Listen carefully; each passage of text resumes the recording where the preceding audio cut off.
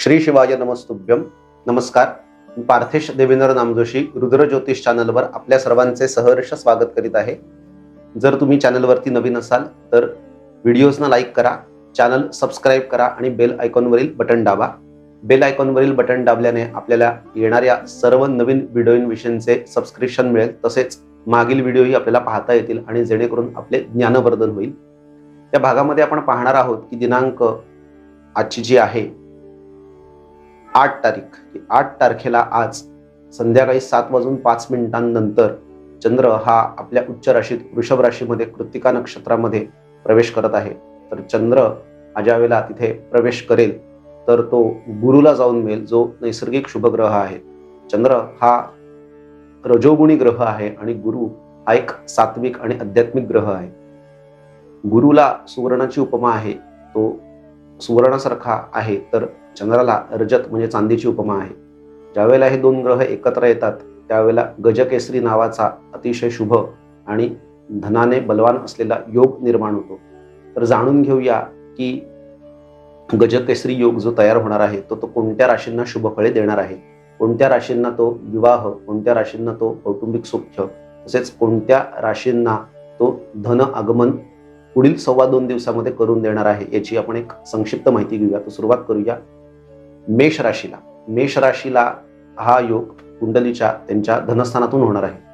तर ज्यांचं लग्न मेष आहे अथवा ज्यांची राशी मेष आहे तर त्यांच्या कुंडलीमध्ये द्वितीय स्थानामध्ये गुरु आणि चंद्राचा हा योग होणार आहे, जो अत्यंत शुभ आहे. मेष राशीला अथवा मेष लग्नाला, त्या ठिकाणी मेष लग्नाला गुरु हा नवमेश आणि द्वादशेश आहे आणि चंद्र चतुर्थेश आहे. नवमा स्थानाचा अधिपती असल्यामुळे गुरु भाग्येशून धनामध्ये गोचरीने भ्रमण करत आहे आणि तिथे चंद्र जात आहे उच्च होऊन.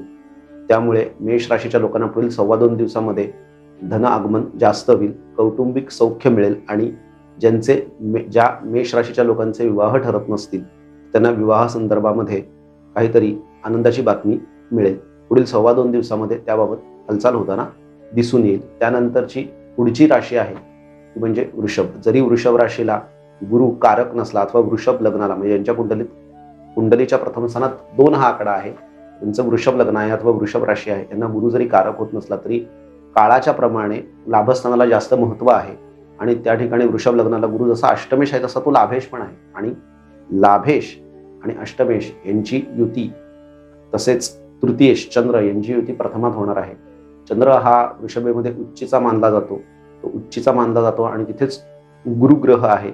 मुळातच वृषभ रास ही जी रास आहे ती आर्थिक संदर्भात धनत्रिकोणात येणारी रास आहे, ती वैश्य रास आहे, व्यापारी वृत्तीची रास आहे आणि चंद्र रजोगुणी ग्रह आहे आणि तिथेच गुरुचं भ्रमण आहे. म्हणजे वृषभ लग्नाच्या जातकांना सुद्धा विवाह, तसेच धनागमन आणि अपेक्षित कामना परिपूर्ण होताना 2.25 दिवसात ज्या इच्छित कामना त्यांच्या मागील काही काळात पूर्ण झाल्या नसतील तर इच्छित कामना परिपूर्ण होण्यासाठी वाटचाल होताना दिसून येईल अथवा त्या बाबतीमध्ये सुधारणा होताना दिसून येईल. मग ते धनागमन असेल, नोकरीतील प्रमोशन असेल अथवा विवाह असेल अथवा संतती सुख असेल अथवा संतती बाबत म्हणजे संतती प्राप्त होण्याची सुद्धा न्यूज त्यांना मिळण्याची शक्यता आहे.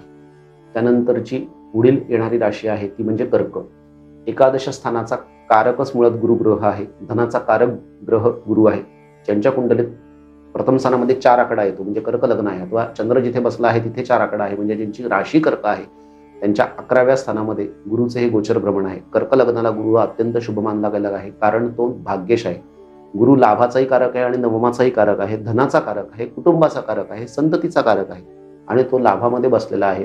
तिथे ते स्थान गुरुसाठी अत्यंत शुभ आहे आणि तिथेच चंद्र आहे लग्नेश आणि नवमेश यांची युतीच लाभामध्ये आहे, म्हणजेच भाग्यामध्येच लाभ लिहिलेला आहे आणि लग्न म्हणजे स्वतः आणि लग्नेश म्हणजे व्यक्ती स्वतः. त्यामुळे पुढील 2.25 दिवसामध्ये कर्क लग्नाच्या जातकांना मनोइच्छित कामना परिपूर्ण होणे, मोठ्या भावंडांपासून लाभ होणे, आर्थिक उन्नती होणे, नोकरीमध्ये पदोन्नती होणे, धार्मिक यात्रातून त्या ठिकाणी लाभ होणे, विवाह ठरणे, पार्टनरशिपच्या व्यवसायामध्ये एखादा मोठा लाभ होऊन चांगली रक्कम मिळणे, या सर्व बाबतीमध्ये उत्तम फळे मिळताना दिसून येतील. जे कर्क लग्नाचे जातक शैक्षणिक क्षेत्रात अथवा फार्मास्युटिकल क्षेत्रात अथवा बायोटेक्नॉलॉजी क्षेत्रात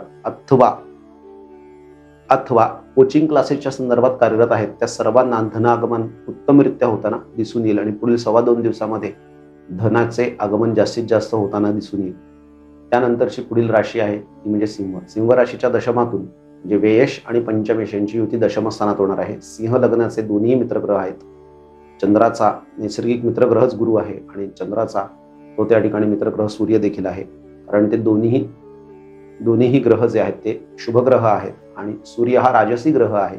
जरी तो एक अलगाववादी म्हणजे तो नैसर्गिक पापग्रह नाही, खरं म्हणजे सूर्य हा राजा आहे. तर सूर्याला त्या ठिकाणी अलगाववादी ग्रह ह्याच्यासाठी म्हणतात की तो तप्त आहे आणि तो ज्या ठिकाणी बसतो त्या ठिकाणी नाही म्हटलं तरी सूर्याच्या त्या तप्त गुणधर्मामुळे त्या ठिकाणी फळे ही उष्ण प्रकारे मिळताना दिसून येतात. परंतु तसे जरी असले तरी कर्क आणि सिंह या दोन्ही राजराशी आहेत आणि कर्क लग्न म्हणजे ज्यांच्या कुंडलीत प्रथम स्थानात 5 आकडा येत आहे अथवा ज्यांच्या कुंडलीमध्ये चंद्र जिथे बसला आहे तिथे 5 हा आकडा आहे म्हणजे ज्यांची राशी सिंह आहे, अशा लोकांच्या दशमातून हे भ्रमण जाणार आहे. म्हणजे पुढील 2.25 दिवसामध्ये विदेशागमन होऊ शकते, एखाद्या कार्यासाठी विदेशात जावे लागू शकते अथवा पंचमेश दशमस्थानामध्ये आहे म्हणजे पूर्वी ज्या परीक्षा दिल्या असतील त्यांचा जर रिझल्ट लागणार असेल तर त्या रिझल्टमधनं उत्तम बातमी येऊ शकते. तसेच जे सिंह लग्नाचे जातक सरकारी क्षेत्रामध्ये कार्यरत आहेत त्यांना पदोन्नती मिळण्याची शक्यता आहे, धन आगमन होण्याची शक्यता आहे. दशमस्थाना मोठा धर्मत्रिकोण आहे. सामाजिक क्षेत्रामध्ये मान सन्मान प्राप्त होईल आणि यश प्राप्त होईल. त्यानंतरची पुढची जी येणारी राशी आहे ती म्हणजे कन्या. कन्या लग्नाला अथवा कन्या राशीला गुरु हा कारक नाही, तरी सुद्धा तो सप्तमेश आणि चतुर्थेश आहे म्हणजे केंद्रस्थानांचा 2 केंद्रांचा अधिपती होऊन तो नवमात जाणार आहे. केंद्र त्रिकोणाचा संबंध हा राजयोग निर्माण करतो आणि गुरु सध्या कन्या लग्नाला अथवा कन्या राशीला त्या ठिकाणी नववा म्हणजे नवम स्थानातून जाणार आहे. 9वा आहे.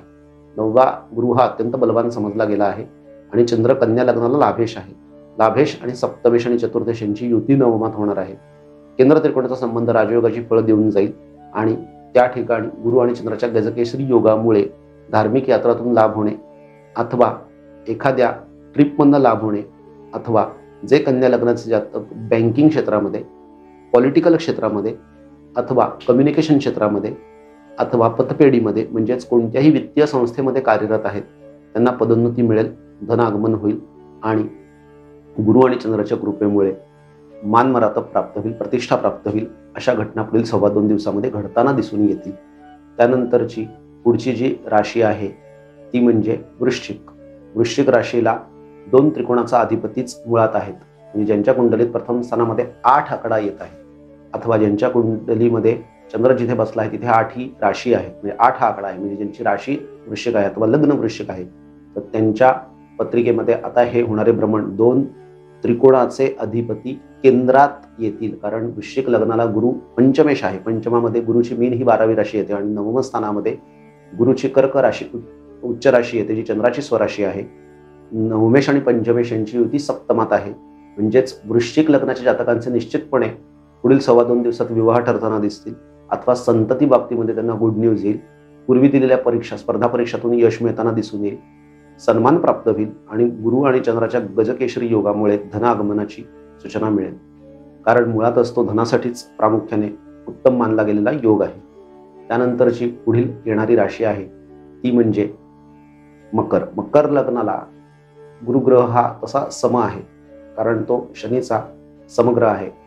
अशी एक त्या ठिकाणी म्हणजे संस्कृत व्याख्या आहे, संस्कृत मंत्र आहे की जीव क्षेत्रे यदा शनी, शनी क्षेत्रे यदा जीव, स्थान हानी करो जीव, स्थान वृद्धी करौ शनी. म्हणजेच जीव म्हणजे काय तर गुरु.